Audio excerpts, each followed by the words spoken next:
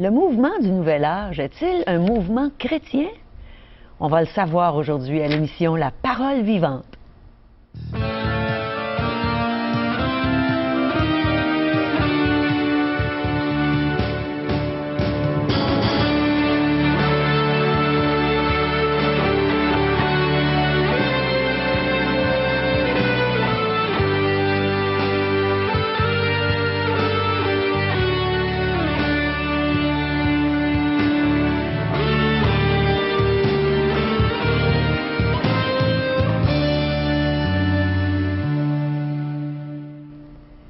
Bonjour chers amis et bienvenue à l'émission La Parole vivante. On vous remercie de nous accueillir dans votre salon, de nous accueillir chez vous régulièrement. Ça nous fait tellement plaisir. Et aujourd'hui, le pasteur Régent Joly va nous partager ce que le mouvement du Nouvel Âge produit dans la vie des gens. C'est bien important de le savoir.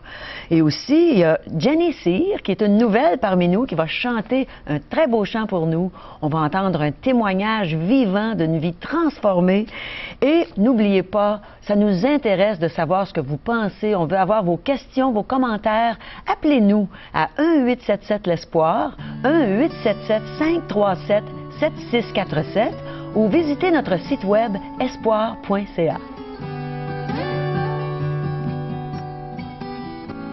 Le Nouvel Âge, on en parle beaucoup, n'est-ce pas, Régent? On en parle, pourquoi? Parce que ça se répand. C'est comme un raz de marée qui est en train d'envahir le monde entier.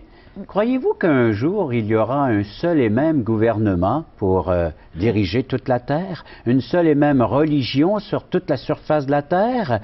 Alors un parti politique, une religion, et c'est pourtant ce que la Bible annonce. Puis on voit et ce mouvement le prépare. Oui, on voit que les gens s'en vont vers ça aussi. Toujours dans une même direction. Oui. La parole de Dieu dit que c'est la foule qui se tournera dans cette direction. Et quelques-uns s'en détourneront pour accepter et adhérer au chemin étroit que la Bible présente, qui est le Fils qui conduit au Père. Le seul unique chemin. C'est ce qu'on va regarder ensemble avec les Saintes Écritures, calepin, crayon, Bible en main, on prend des notes parce qu'on regarde ce que Dieu a à nous dire. J'ai mon crayon, ah, t'es équipé, j'ai ma Bible. T'as le bout de papier aussi entre les mains, prêt à prendre les références, les textes bibliques qui vont nous parler encore de cette vérité, une vérité profonde que oui, il y a un grave danger. On se compare, moi je me compare aujourd'hui comme un soldat qui est du haut de sa tour puis qui voit arriver le danger et qui crie maintenant « Attention, attention! Hein? » Alors protégeons-nous de ce grave danger qui est là prêt à détruire notre âme. Alors c'est éternel ça, il faut porter une attention toute particulière. Oui, alors restez avec nous, on a un festin spirituel qui nous attend.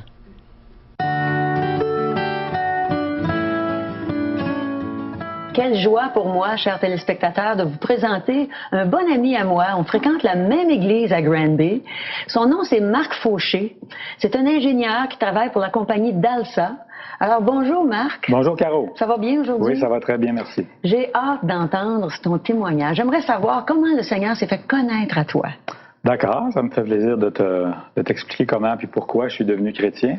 Peut-être comme arrière-plan, d'abord, je suis originaire de la région de Sherbrooke et puis j'habite ici à Granby. La même place que moi, à Sherbrooke. Et à la maison, quand j'étais plus jeune, on pratiquait la religion qui est traditionnelle au Québec. Et j'avais une certaine crainte de Dieu, je devrais dire. Par contre, j'avais une grande peur de la fin du monde. Et je souhaitais secrètement, comme petit enfant, mourir avant que la fin du monde arrive. Et c'était toujours là. Et bien que j'étais pratiquant, je n'avais pas du tout la certitude d'avoir la vie éternelle. Et donc, les années ont passé. Et la Bible nous dit qu'est-ce qui arrive après la mort. Elle nous dit qu'il est réservé aux hommes de mourir une seule fois, après quoi vient le jugement. Et donc, après la mort, pas de deuxième vie, pas de réincarnation, pas de deuxième chance, mais des comptes à rendre à Dieu. Et j'étais conscient de ça. C'est ce que je réalisais.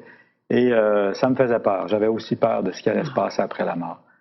Et si j'avais dû mourir subitement à cette époque-là, eh bien, j'aurais pas du tout été prêt à faire face à Dieu. Et par contre, le Seigneur a été bon avec moi, puis il m'a pas laissé dans cet état-là.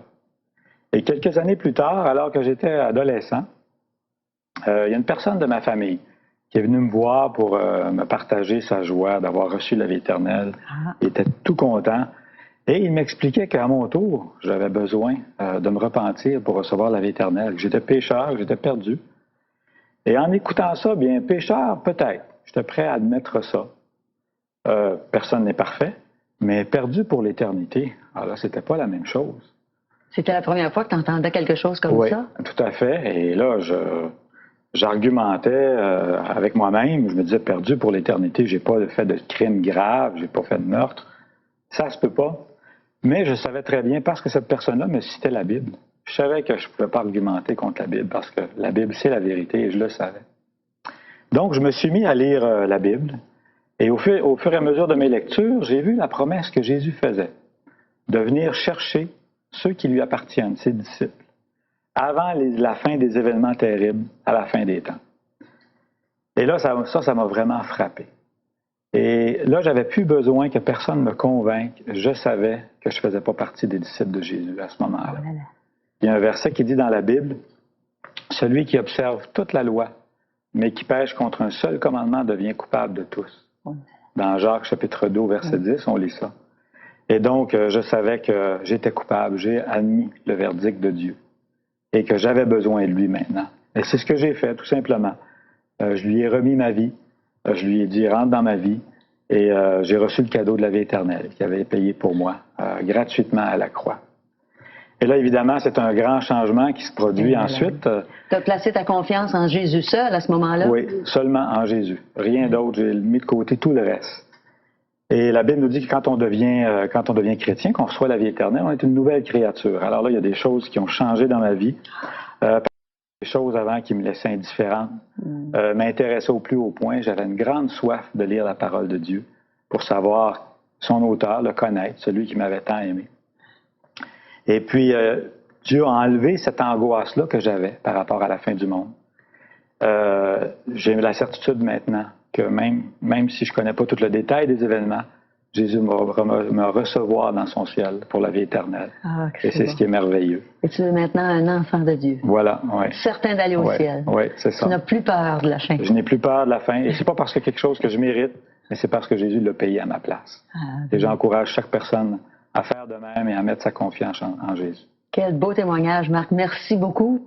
Et on retourne là où on était rendu dans notre belle émission.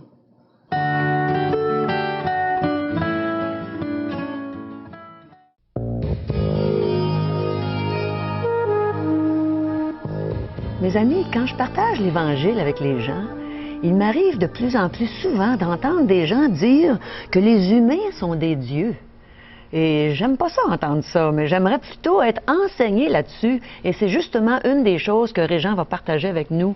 Heureusement, Régent, je suis bien contente de savoir. En voilà une, Caro, une pensée du nouvel âge. Oui. Hein? C'est une façon de voir les choses, que je suis un petit Dieu, et où les gens vont essayer de découvrir ce Dieu qui se trouve en eux-mêmes, essayer de développer par toutes sortes d'expériences.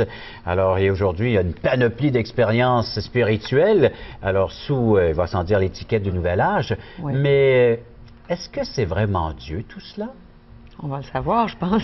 Lisons ensemble la parole de Dieu dans 1 Timothée chapitre 4, un avertissement solennel de la part de Dieu, puisque c'est lui qui a, naturellement, par l'Esprit Saint, enseigné l'apôtre Paul, qui lui va nous enseigner aujourd'hui. 1 Timothée 4, verset 1, nous lisons. Par la bouche de Régent. Maintenant, aujourd'hui. Mais l'Esprit dit expressément, parlant de l'Esprit de Dieu. Alors, l'Esprit de Dieu parle encore aujourd'hui. C'est intéressant, ça, hein? Ouais. L'Esprit de Dieu dit expressément que dans les derniers temps, quelques-uns abandonneront la foi pour s'attacher à des esprits séducteurs et à des doctrines de démons, par l'hypocrisie de faux docteurs portant la marque de la flétrissure dans leur propre conscience. Et puis là, il y a naturellement toute une liste qui les marque de cette flétrissure dans leur conscience, et on voit que, autrement dit, il faut adhérer la foule à tout ce que le Christ n'acceptait pas, lui, lors de sa présence sur la terre. Alors, ces docteurs, ces enseignants-là font adhérer des foules à des doctrines, à des enseignements que le Christ lui-même rejetait dans son temps. Oui.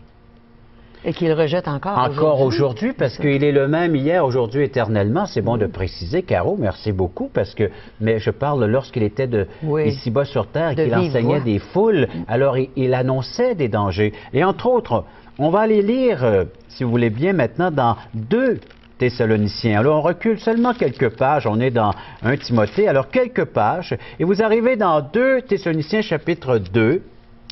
Et là, il nous fait une description de ce qui s'en vient pour ce monde. Il nous est dit, verset 7, « Car le mystère de l'iniquité agit déjà, et il faut seulement que celui qui le retient encore ait disparu. » Et ça, on avait parlé dans des émissions que celui qui le retient, c'est l'Esprit Saint, encore une fois, qui agit encore de nos jours.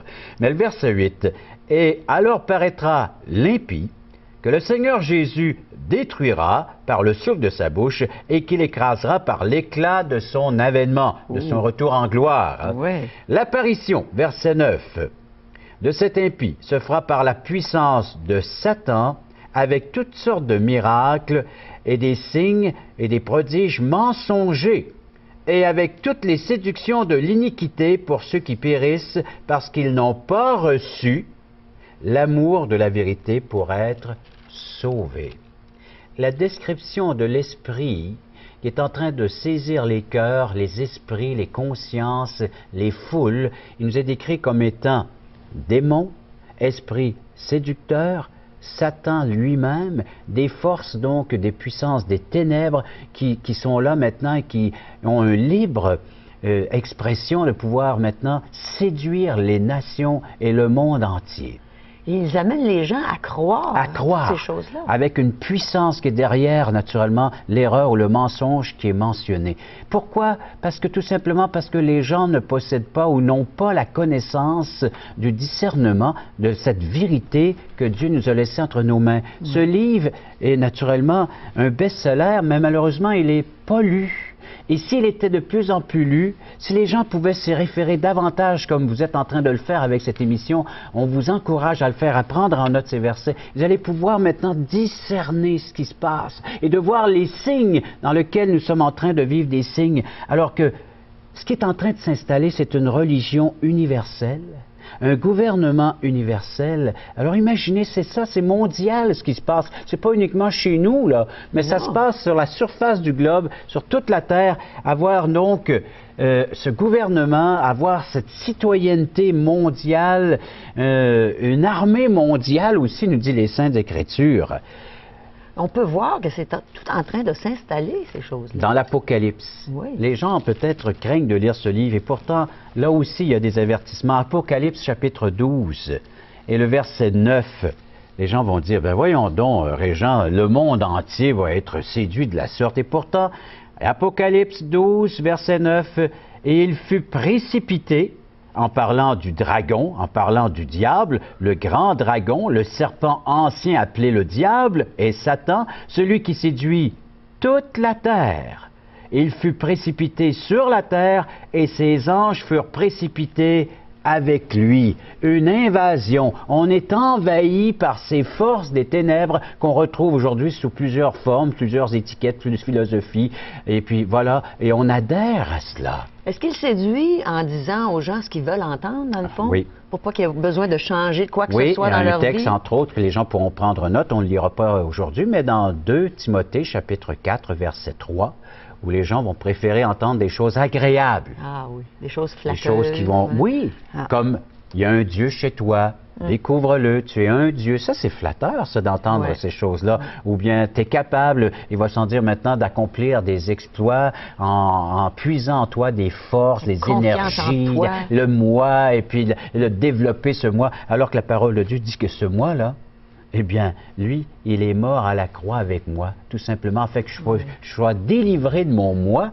C'est une personne, ce moi, c'est l'ego, c'est l'égoïste, c'est la personne qui m'entraîne justement dans ces chemins autres que la vérité. Et le Seigneur dit, et c'est là qu'on va commencer, il va s'en dire la délivrance, être délivré de notre moi.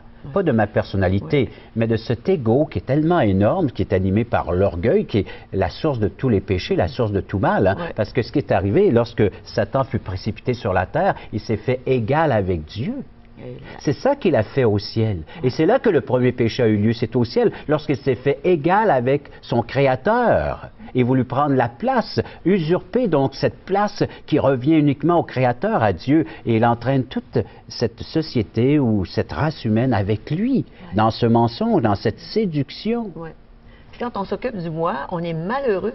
On est tellement malheureux. Avant de hein? connaître le Seigneur Jésus. Et seulement la puissance de l'Évangile peut nous délivrer de ce moi et maintenant de contempler ce Dieu qui est si grand, si merveilleux, la personne de Jésus, son œuvre accomplie pour nous ici-bas sur terre, c'est la délivrance justement, et de pouvoir voir maintenant que les autres, oui, ils ont autant besoin de moi que moi de l'Évangile, et puis donc de leur présenter ce message.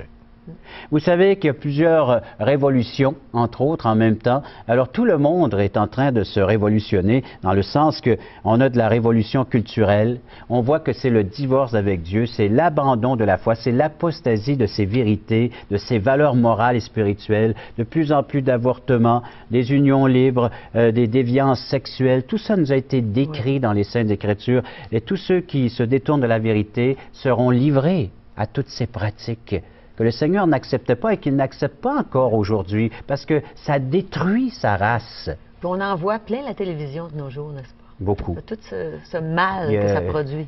Aujourd'hui, il y a une liberté d'expression. Tout est permis. On prend la place de Dieu, on prend la place de Christ, et on le voit très bien qu'on veut diriger nous-mêmes notre propre vie, et on sait que ça va être le cul-de-sac.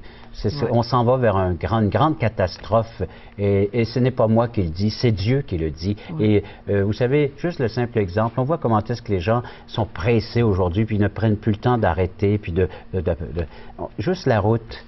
Le feu jaune, on est là pour dire ralentis parce que le feu rouge s'en vient. Mais les gens, lorsqu'ils voient le feu jaune, c'est d'aller plus vite pour essayer de passer, mais c'est très dangereux. Et là, on peut en mourir, et ça, c'est physique, mais spirituellement aussi. Les gens, ils sont là, puis ils gobent tout ce qui vient, tout ce qui est enseigné, sans vraiment discerner, sans vraiment regarder le fond des choses. Et puis, alors qu'ils devraient prendre un temps avec la Bible, la parole de Dieu qu'ils ont à la maison, vous l'avez, alors prenez ce temps de pouvoir voir ces feux jaunes, dire ralentis, regarde les dangers qui sont là autour de toi pour ton âme, et c'est pour ton éternité. Alors donc, il y a toute cette révolution démographique où on essaie d'éliminer des peuples, des nations. On n'accepte plus ce qui est différent de nous. On veut que tout soit conforme à ma façon de voir les choses, de penser. Oui. Que tout le monde soit pareil. On condamnait Hitler, mais aujourd'hui, on retrouve la même pensée. Tout ce qui n'est pas comme moi est rejeté. Oui. Il faut que je le détruise. Exact. Hein? C'est effrayant. On a la révolution scientifique, et là, on peut parler naturellement de la biologie, génétique, tout ce qu'on fait. On est en train de jouer avec l'être humain. C'est dangereux, ça. C'est dangereux. On joue à Dieu. Oui, on découvre des belles choses, mais il y a des points également qu'on doit regarder. On doit arrêter aussi. Ne pas aller trop loin. On dit toujours que le génie, ça frôle la folie. Hein? Oui. Alors, les signes sont là. Oui. Révolution industrielle, l'écologie, l'environnement, là aussi, la pollution, ainsi de suite, la couche d'ozone, avec tous ces dégâts, tout ce qu'on est en train de faire avec cette nature, on est en train de la détruire. La révolution politique, le pouvoir, on est à la tour de Babel, il y a une instabilité flagrante qui est là. Oui. Quel gouvernement qu'on va élire? Et puis, déjà, il y a un politicien qui a dit, on a besoin d'un homme là, qui va venir régler tous nos problèmes sur la surface de la Terre, qu'il soit de Dieu ou du diable, peu importe, on va l'élire, pourvu qu'il y ait la puissance de pouvoir changer tout cela. Les gens sont au désespoir. Oui. Ils crient au secours, puis ils ne savent plus vers qui se tourner pour avoir justement cette délivrance. Alors oui, il y a de l'instabilité, oui, il y a du trouble, et on est troublés, les gens sont troublés. Et on se tourne vers toutes sortes de médecins, toutes sortes de docteurs pour essayer de trouver la guérison de l'âme, essayer d'apaiser tout ça. Alors que je vais vous lire un texte qu'on retrouve dans l'Évangile de Jean, chapitre 14. Les prophètes en ont parlé. Il nous est dit que dans Jean 14, verset 27, alors si vous êtes en train de prendre des notes, prenez-le en note. L'Évangile de Jean, chapitre 14, verset 27, Jean 14, 27. Je vous laisse la paix, je vous donne ma paix. Je ne vous donne pas comme le monde donne, que votre cœur ne se trouble point et ne s'alarme point. Et à cela, je rajoute un verset dans 1 Thessaloniciens, chapitre 5, verset 3. Alors que les gens diront « Paix, paix, paix, une ruine soudaine s'abattra sur la création. » Vous avez le choix. Que ce temps-là est proche? Très proche. Alors vous avez le choix soit de vivre cette paix qui vient non pas de Dieu et qui peut nous emmener dans la destruction tôt ou tard, et surtout tôt, alors et maintenant, ou d'aller vous réfugier dans la personne de Christ pour trouver la véritable paix pour l'éternité. Ça me fait penser, hein? Tu trouves une certaine paix ou tu trouves la paix certaine. Alors, c'est en Jésus qu'on la trouve. Alors, écoutons maintenant Jenny Cyr qui va chanter « Quel ami fidèle et tendre ». Elle parle de notre Sauveur Jésus.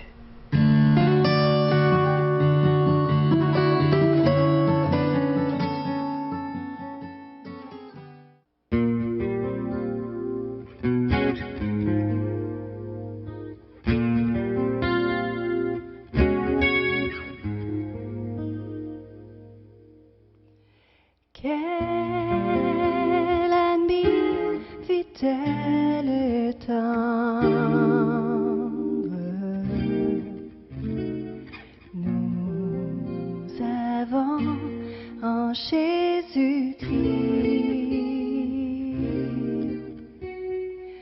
toujours prêt à nous entendre.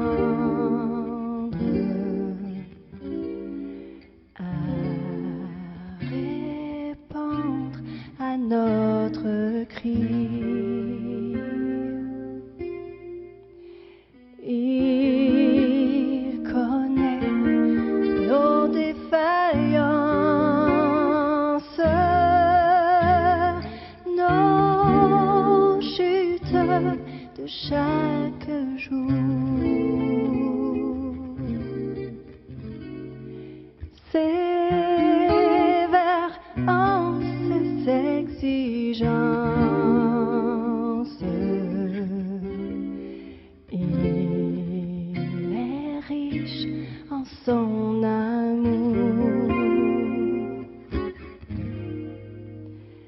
Quel ami fidèle et tendre, nous avons en Jésus-Christ, toujours prêt à nous comprendre quand nous sommes en souci.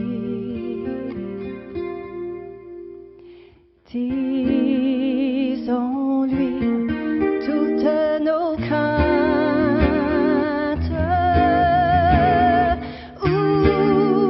ouvrons-lui tout notre cœur. Bientôt ces paroles saintes,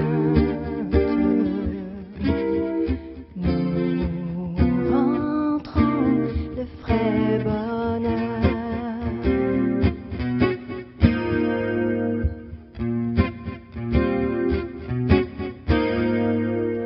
Quel ami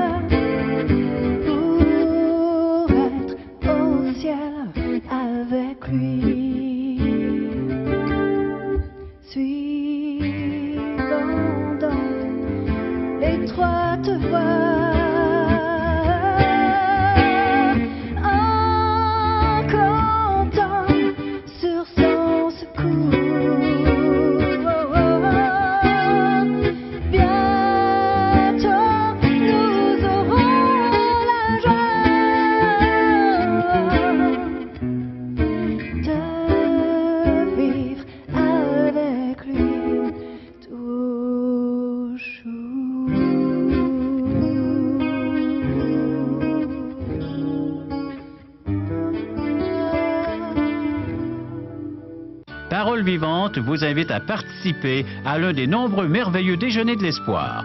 Ces déjeuners ont lieu dans plusieurs restaurants réputés de la région et vous sont offerts gratuitement. Venez entendre le témoignage d'une vie transformée par la puissance de Dieu. Pour connaître les détails concernant l'endroit, la date et l'heure pour votre région, composez le 1-877-537-7647 ou notre site web www.espoir.ca.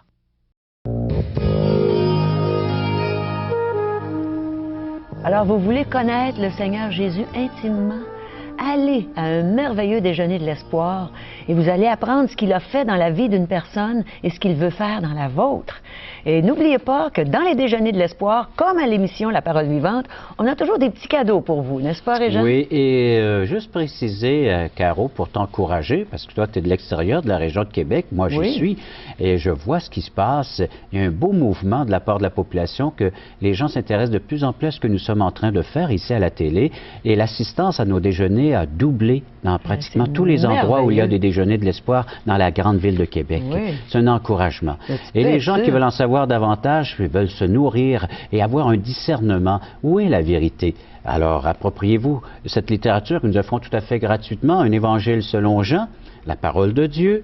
Alors, la question, surtout on se pose des tas de questions, mais la personne de Jésus-Christ devient très importante pour la réponse. Elle est la solution à nos problèmes, alors faites-en la demande. Et j'aime le titre de ce petit tract. Hein? Aujourd'hui, l'espoir, c'est Jésus seul. Hein? Aujourd'hui, l'espoir. Là, tout de suite. Des pensées quotidiennes. À tous les jours, on peut méditer la parole de Dieu et nourrir notre âme. Faites-en la demande, en contact. Très bon, et les questions fondamentales de M. J. Blanchard sur les grandes questions existentielles. Alors, procurez-vous tous ces beaux cadeaux en signalant le 1-877-L'Espoir, 1-877-537-7647 ou en visitant notre site web espoir.ca. On a hâte de vous revoir, alors restez avec nous chaque jour.